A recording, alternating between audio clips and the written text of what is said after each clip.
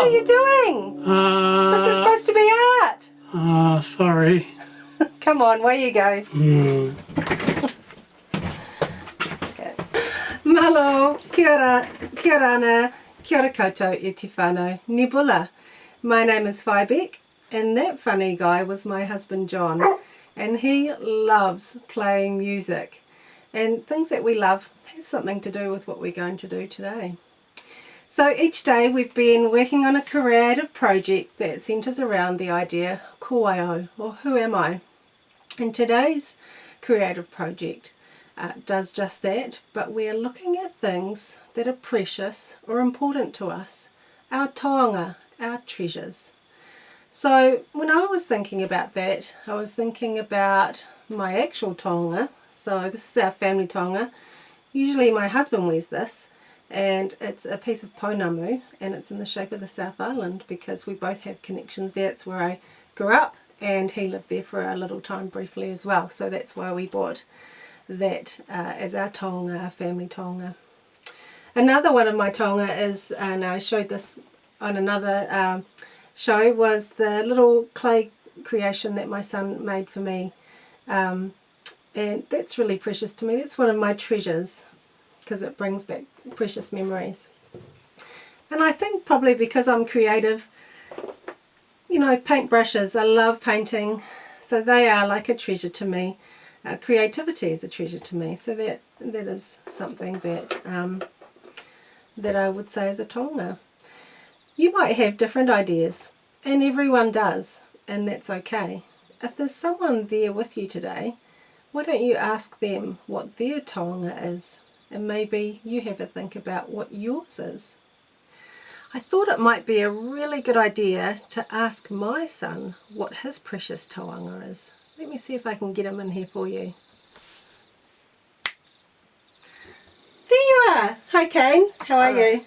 Good. Good? Cool. So we're just doing some drawings about things that are precious to us, our taonga. And I want to know what your maybe 3 things are that are precious to you. My coins. Yeah. My phone. Yeah.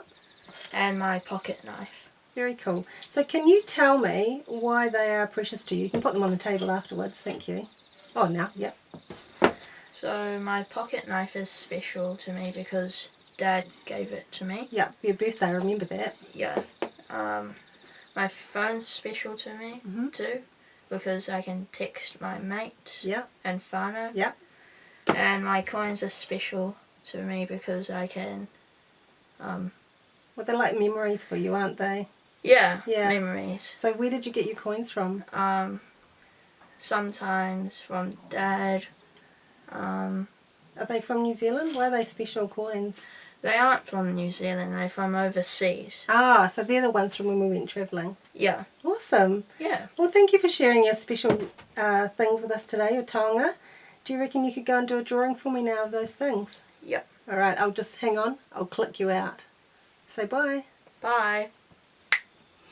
Ah, he's gone. All right, time to get on with some drawing, I think.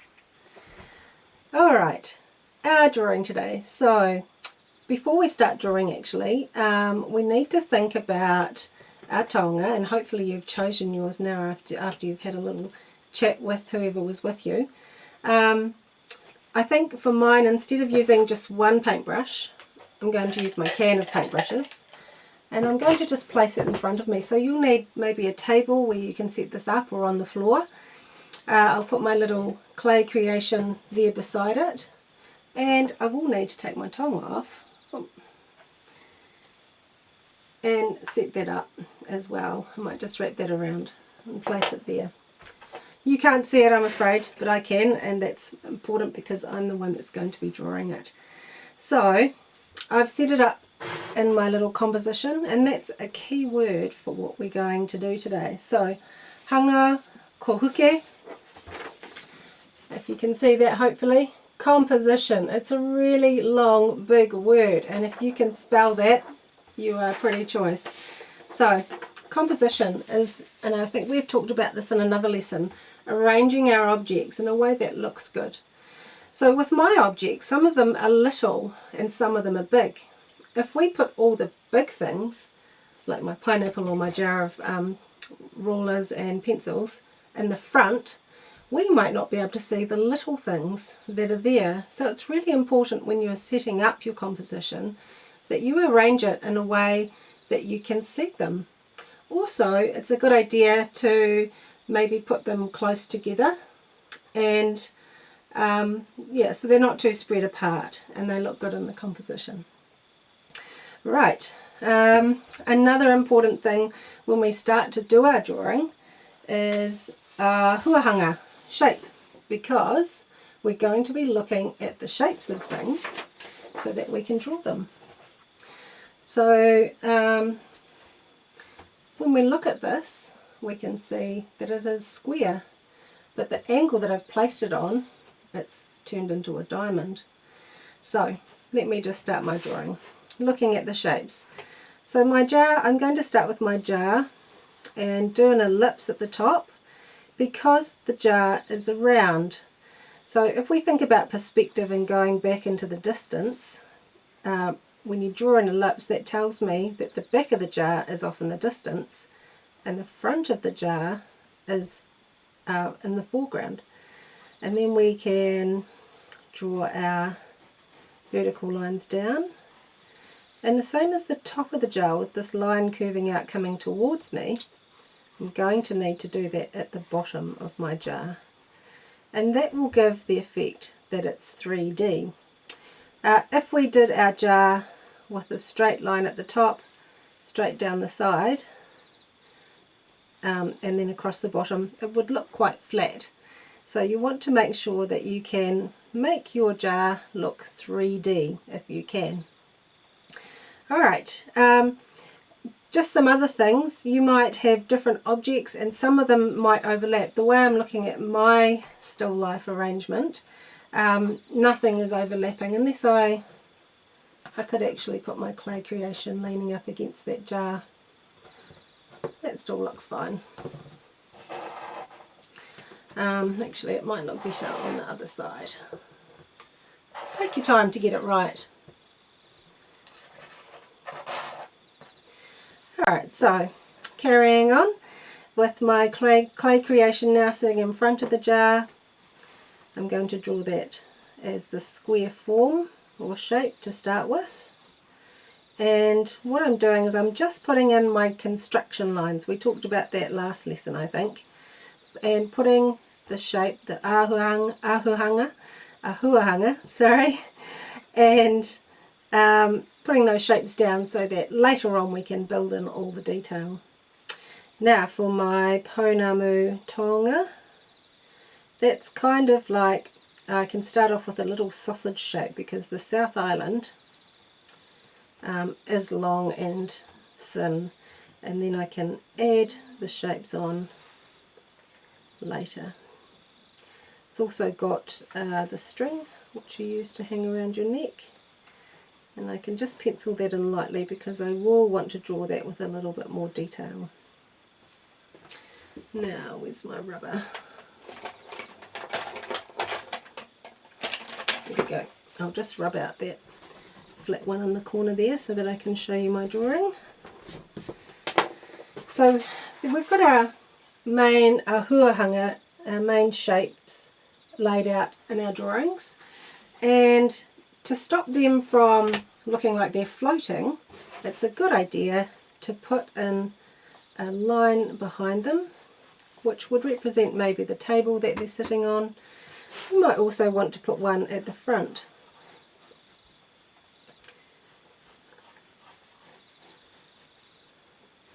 Alright, also you can see that the corner of my jar is see-through, so I want to rub that out as well.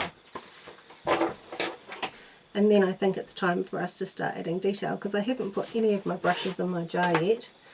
So for my brushes, I'm not going to spend a lot of time because I don't have a lot of time today while I'm with you. If I was doing more of a very accurate drawing, I would spend a long time trying to get things correctly, but I'm having to work quickly so that you can get the idea of what we're trying to achieve. So quickly marking in some different shaped paintbrushes in there.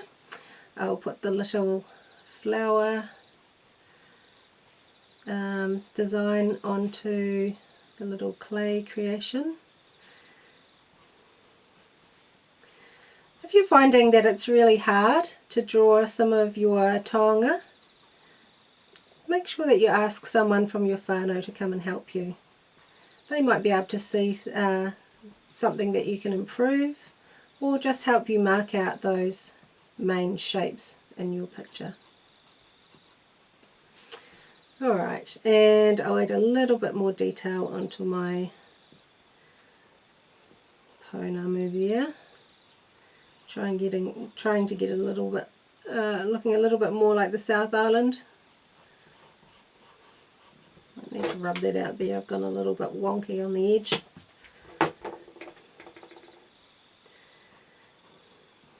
Okay, I might put another few paintbrushes in here. Right, so once we've got a little bit more detail in, then we can really start to make it look three-dimensional using tone. So if I was to imagine a light source coming into my still life setup, if it was coming, I do have a window to the side here, and if the light was coming through and hitting the surface of the objects on this side, that would be my light side, and my dark side, there would be shadows created. And actually, I don't know if you can see that, but I can see shadows falling on that side away from the window. So I like to use the side of my pencil for shadows, and just drawing them in quite lightly. You don't really want to make any lines, it just needs to be a soft shade. If you can do that, that could be really good practice, getting that right.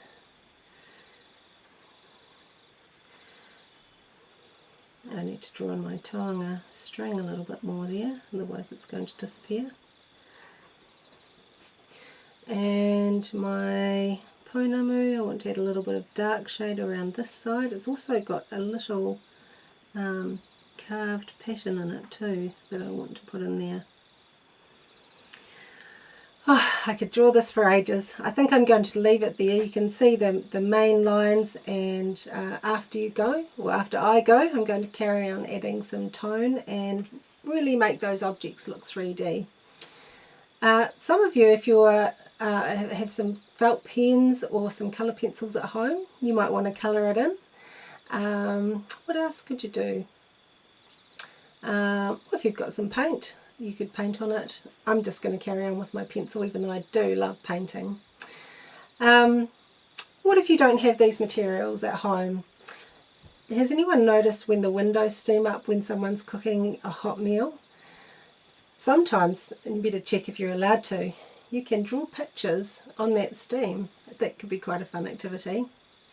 Another way that you could do a drawing is if you have a squeezy bottle, fill it full of water, wait for a dry day, find a piece of concrete and draw on the dry concrete. That could also be a lot of fun. Do you think we should check in and see how Kane's drawing got on? Let's have a look. I'll see if I can get him in. Hang on. Here he is. Look at that. How'd your drawing go, Kane? Good. You got it there? Yep. Awesome. Do you mind if I show the people? I will do. Look at that. He's actually drawn his 3 taonga, and he's added in some other things that was sitting on the table. Did you enjoy doing that? Yep. Yep. Thank you so much. You can go now. Wow. So let's see what Kane's done his drawing on. He's actually done it on an envelope that we found lying around the house. So that's another material that you might be able to use if you don't have pad paper like I do.